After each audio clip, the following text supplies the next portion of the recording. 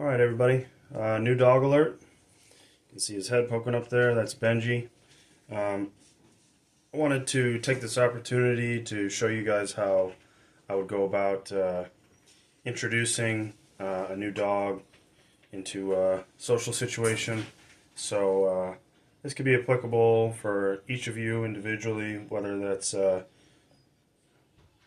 introducing a dog at like a dog park setting or like a meetup setting, or something even a little bit more formal, like if you do group training, something like that, or if you are on your walks and you do want dogs to greet.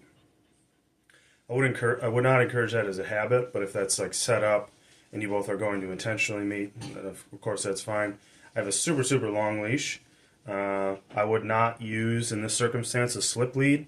Slip leads have the potential to apply a little bit too much communication to the dog from us. And we really want them to feel kind of free, at least physically. It can also initiate a little bit of opposition reflex, maybe make them a little defensive, something like that. So we want to avoid using slip leads when we're introing dogs if we can. This is excessive a little bit for the situation, but I would say a very long leash, the longest leash you got, and just hook to the flat clip, or a harness, even better. This is one of those circumstances where I want the dog to lead us around. We're not necessarily leading them around or requiring them to be in a loose heel or anything like that.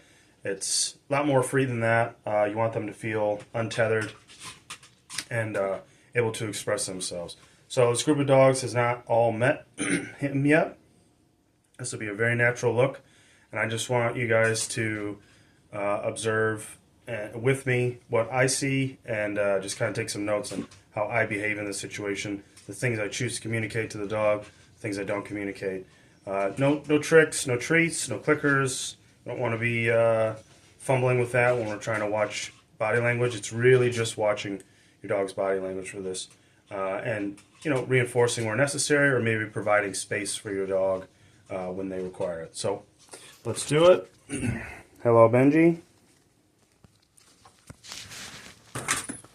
Hello, everyone.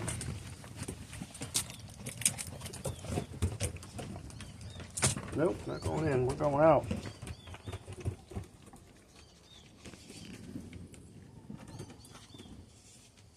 Yeah, he's a little shy. That's all right. Come on, bud. No. Yeah, I know you're ready to meet him. I know you're ready. Okay, and we're out.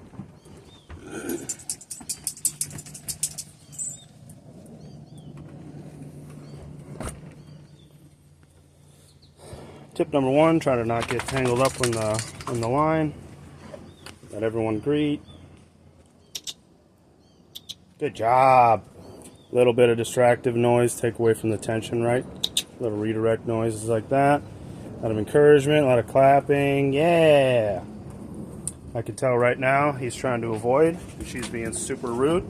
So we're going to make space for the new guy, right? Super rude. He turned away probably 4 or 5 times and she just kept going after him. Unacceptable. Even if you're friendly, unacceptable. Your dog requires space. It's fair. And it's appropriate for them to have that, especially when they request it. Now, let's say, Benji wasn't so happy-go-lucky, and we get this incessant behavior from her. That's going to be a snap, right? That's going to be something a little bit more serious down the line, so she needs to learn now. That dog said 4 or 5 times to get away from me. Not that he's going to do anything negatively, but he just wanted space. Right? You need to respect that. So we give him some space. Couple 1000s. Wait till she, disengages with it. She's still hyper-focused. The brows are folded. There you go. Drink some water. Do something else. We'll try it again. Good boy, Baba. A little bit more space. Let's see how she handles it.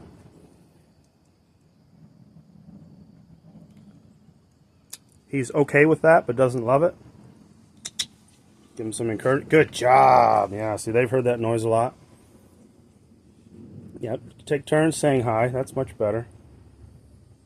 Right up in the muzzle again. Not happening. Not having it. Move. not having it. You got to always advocate for the dogs that are, more well behaved. Simply put, he's nice and friendly, but that doesn't mean he should have to put up with, being having his space encroached upon when he doesn't want it, or to a degree that he doesn't want it. There's no need for that. She's still obsessing over him. We're not going to break yet. Now we'll break. So he hasn't really moved around the space. He's obviously uncomfortable. I'm not going to drag him through the space, though. Again, this is the opposite of like a regular leash walking exercise. They kind of dictate the movement a little bit more. Let them, if he wants to sit there and chill out, let him sit there and chill out. You don't need to force engagement. Much slower approach. See, the third time, been corrected twice for approaching rudely. Approached much more slowly that time. Has not gone up to the muzzle, really. Just giving some space and walking away. Good job. Good job. Yeah. Right? Took 2 redirections. Just 2 moments of teaching a lesson, saying, hey, that was rude. The dog was clearly trying to tell you, buzz off. Advocate for the dog displaying better behavior, but continue letting the dog that made mistakes try again. Now the whole group's saying hi. Yeah, good job. Come on. Come on. Yeah. And we got a little movement. Movement's good. Movement's a sign of comfortability. Hunkered in that corner, but that's because I've protected them twice in the corner from the rude introductions. So, come on, guys. It's not that interesting. It's just a dog. You see a lot of them.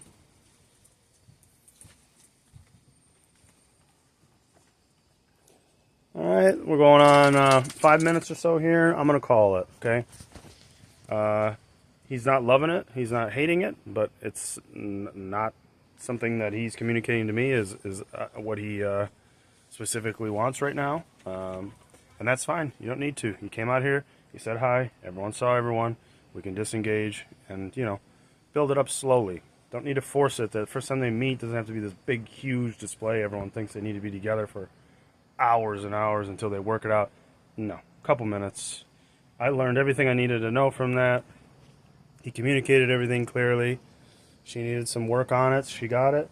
He was middle of the road, okay with it, and Teddy was great with it, very respectful. Came up only after the dog showed signs that it was starting to acclimate and become more comfortable. Yeah, so get a long leash.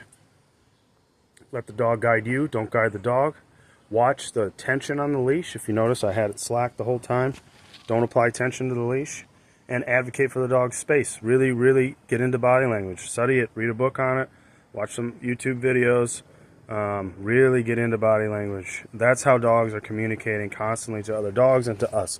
It's not verbally. It's not by doing obedience commands.